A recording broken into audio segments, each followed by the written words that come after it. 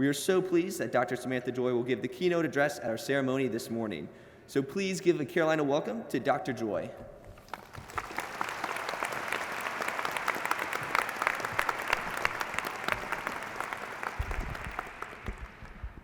Good morning. Thank you, Dylan, and thank you, Dean Mattson, for inviting me to speak today. Good morning, all you graduates. I remember when I was sitting in your seat. It was an amazing experience this day, and I hope that I can help your day be special. I'm thrilled to be here with you to honor and celebrate your achievements as you complete this chapter of your life and move on to the next.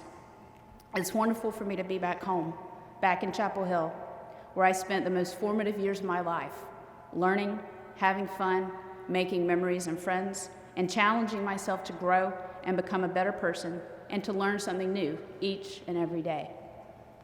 During my time as a student at Carolina, I developed many of the foundational principles that have guided me in my life, both personally and professionally.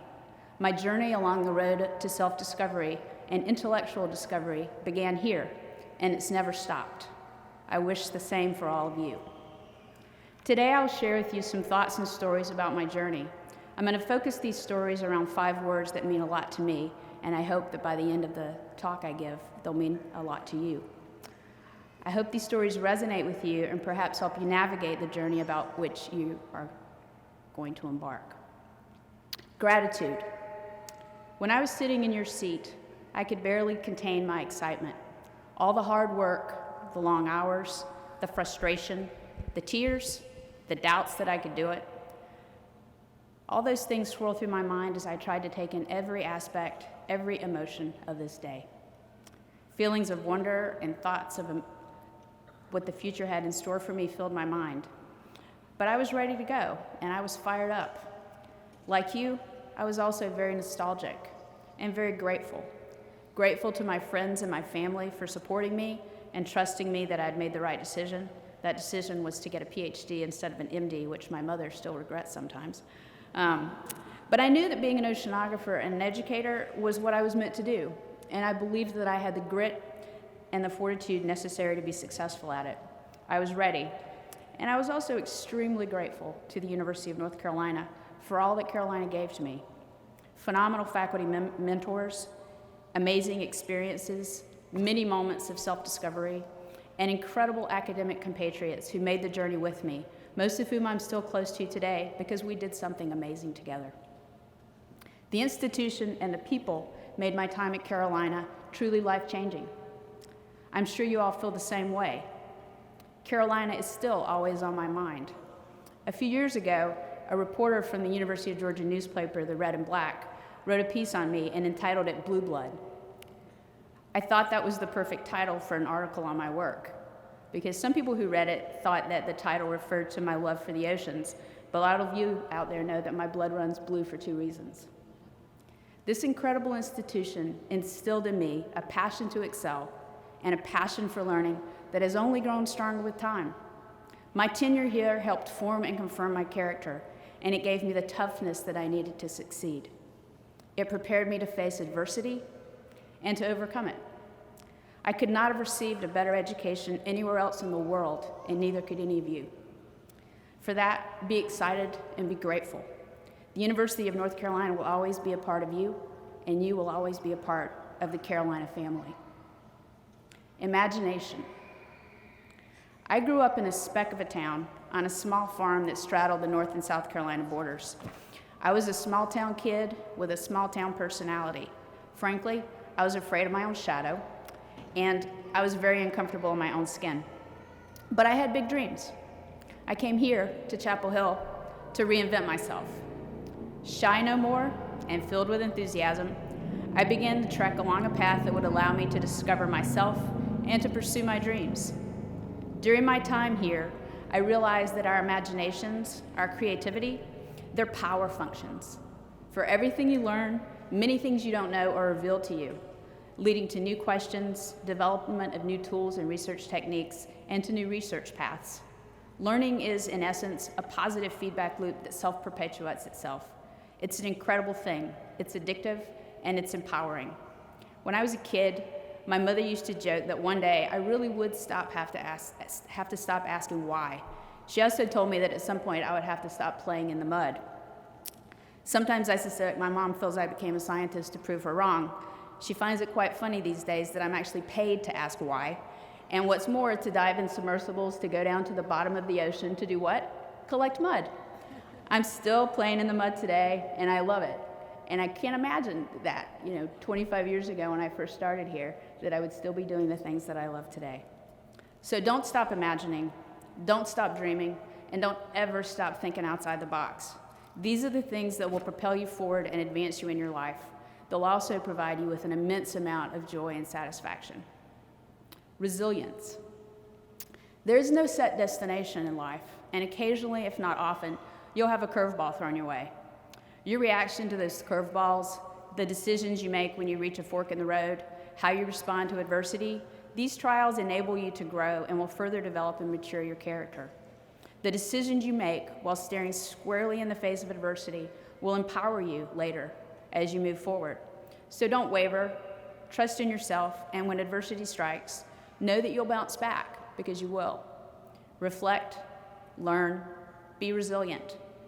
Believing in yourself, trusting in yourself, and loving yourself are the most important things you must do to thrive as you flow through life. Along the same lines, live your life. Don't be a spectator, because life is too short and every day is precious. Embrace it and enjoy it. Give something back every day.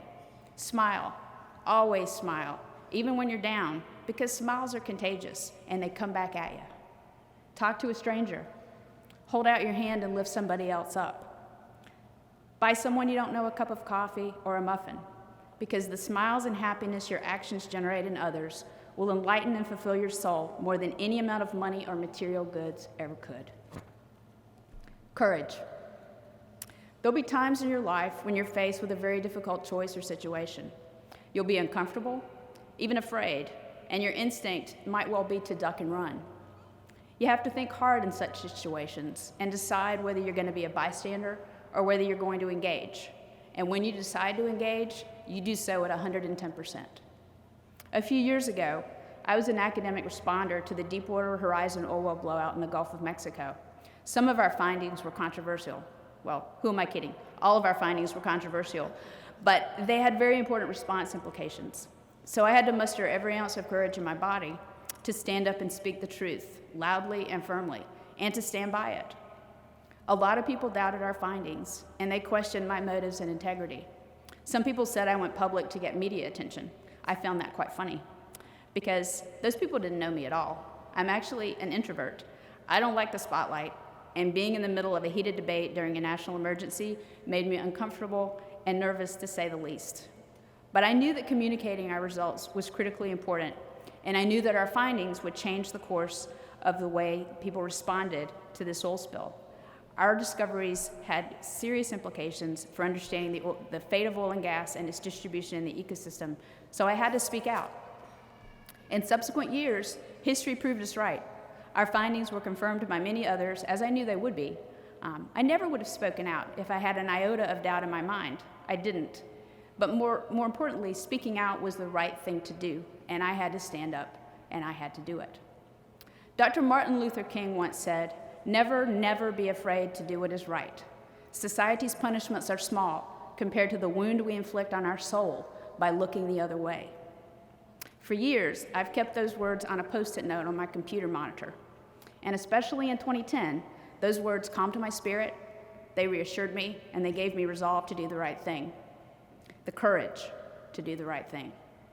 And in standing up and speaking out, I learned that one person speaking the truth, unwavering and determined, can make a difference, a big difference. One voice echoes, and the echoes in turn, they multiply. One voice can change the course of an event's history, and one experience can alter the course of your life. During the Gulf oil disaster, I realized that my voice rang true, and my message about caring for our oceans resonated with people. People listened, they asked questions, and they wanted to know more. I'm often asked why I spoke out, and I always respond that I did so because it was the right thing to do. It was the right thing to do. The Gulf ecosystem has taught me so much, I had to stand up for it and give something back. The Gulf of Mexico doesn't have a voice, so I lent her mine.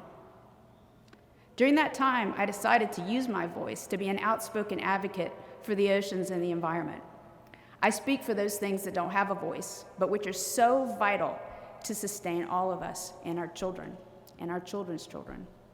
I do this to make a difference, to make the world a better place.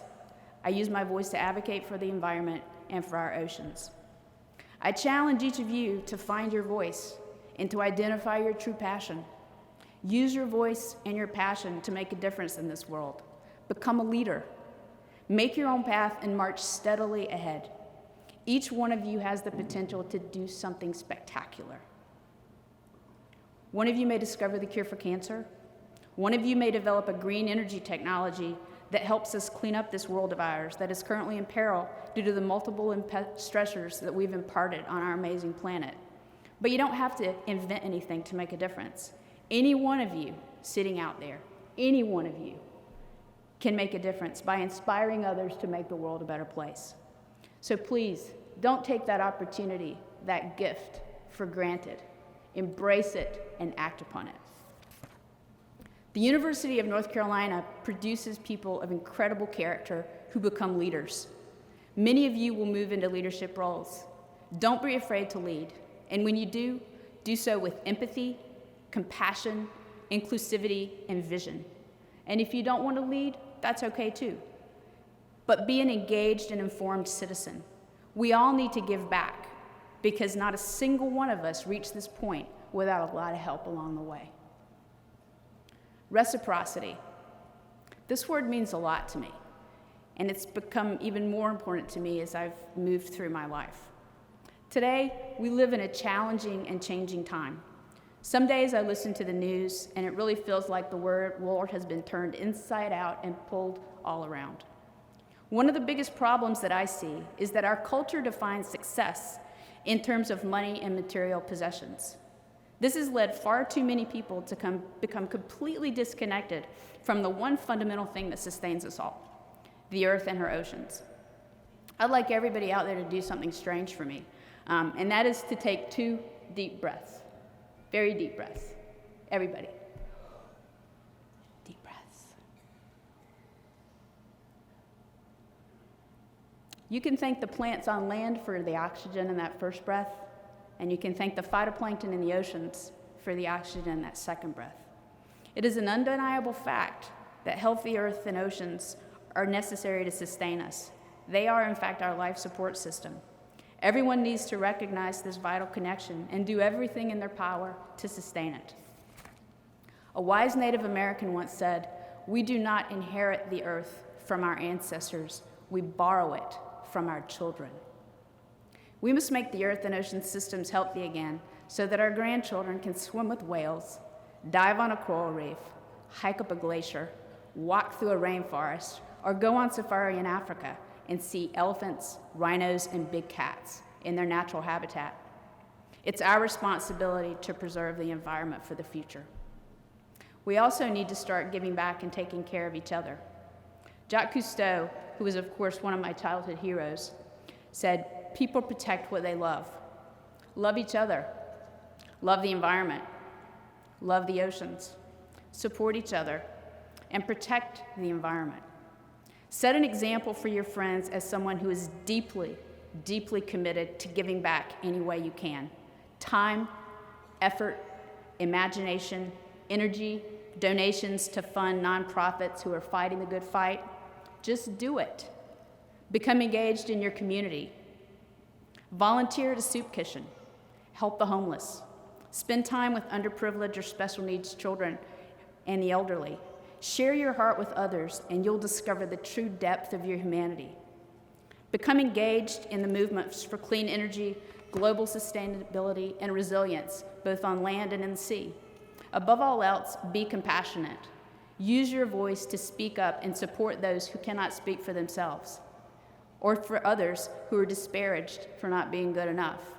If necessary, walk someone to the bathroom so that they feel safe. No one deserves to be discriminated against, and we, human beings, we're better than that. The University of North Carolina and the Carolina family ties tens of thousands of us across decades. We're big enough and strong enough to set standards that others will aspire to and to defeat any obstacles that are put in our collective path. We will be those candles that illuminate the darkness and drive positive change in this state, in this country, and in the world.